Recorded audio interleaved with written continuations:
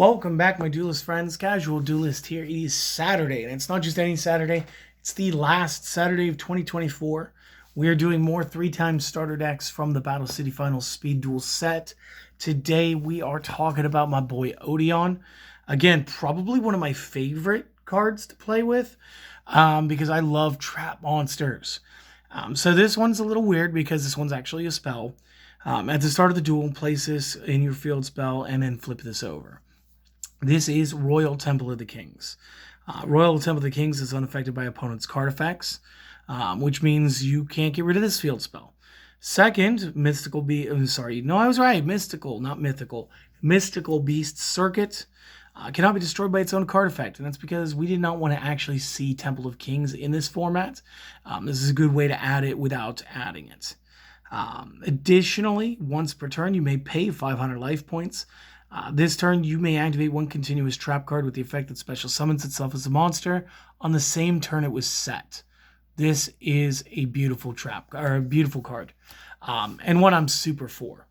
Now, as the guardian to the Gravekeepers, and of course supposed to be like the guardian of Merrick, it's no surprise he'd have a really cool deck. The first card I'm going to play is I'm going to play 2 copies of the Gravekeeper's Guard.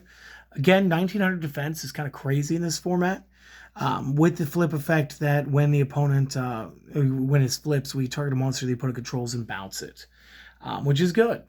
And then for more fun, I'm going to upgrade into 1 copy Guardian Sphinx, because once per turn, this flips and flops back down. When this is flip summoned successfully, we may return all monsters the opponent controls to their hand. So it's a big bounce from a cool Sphinx. Love it. And then our last monsters, I wanted 2 copies of the Mystical Beast of Circuit. If we don't control Temple of Kings, normally it would destroy itself, but technically it can't. It's a single tribute, which is fine. Any monster destroyed by battle with this card is going to be banished, and when it is, this card gains 500 attack value. So again, awesome. Going into spells, this is a pretty big no-brainer.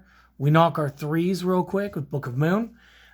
Either I block your attack or I flip my card back face down. Does not matter. It's good stuff.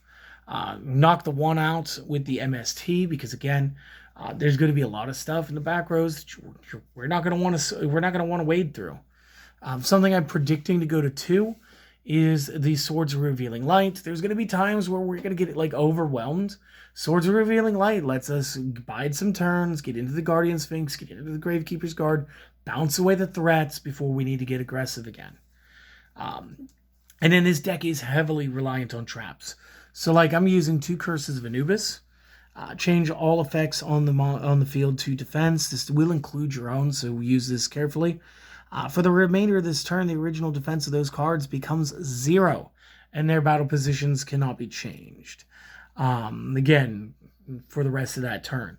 So again, whatever you have is also going to sit that turn. Going into the monsters, we are going to run 3 Apophis. During the main phase, you really special summon it as a normal monster. Keep that in mind. It's immune to the curse. It is a 4-star 16 by 18 Earth Reptile.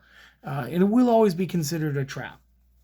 And then up next, we're going to be using 3 copies of Tiki Curse and 2 copies of Tiki Soul. I love these cards. These were probably my favorite trap monsters ever, just because number 1, they look goofy, and 2, they're actually not bad when played together. So Curse, they're both going to be Effect, Rock, Dark, 4 stars. Sorry, no. Curse is dark, Soul is light. That is actually my fault. They will both be considered traps. They will both be considered monsters. The Curse is 18 by 1,000. The Soul is 1,000 by 18. The Curse states if another trap card that is a monster battles an opponent's monster, destroy it after damage calculation. And the Soul says that if another card that is a trap monster that you control is destroyed by battle, destroyed by an opponent's card and sent to the graveyard, you may set it back into the back row. So we have the one that allows people to get off destructions, much like Zanji and a couple of other cards. And then we have one that allows them to just reset themselves. So if you have both of these, plus the embodiment of Apophis. Apophis can break anybody who's bigger than it, while simultaneously setting itself back in the back row so it can promote back to the front next turn. Beautiful strategy. Love these cards. Side deck is pretty self-explanatory in this thing. I'm using 1 Deslacuta because when flip-flop draw. I'm using 2 Scarabs because when flip-flop break monster. 1 copy Curse of Anubis because it's good stuff, because, you know, we already had 2 in the main. And then I'm actually going to be running 2 copies of Wabaku because they were silly enough to give me this. And with the way Curse's effect works, I figured that this would be another way of, like, since we can mitigate the damage to the monsters don't get destroyed by battle, we can still go ahead and we can still get those free destructions off, but this time without us losing the life points when sending them bigger monster cards. So again, this is my Odion build, main side, just good stuff. Hopefully you guys enjoy it.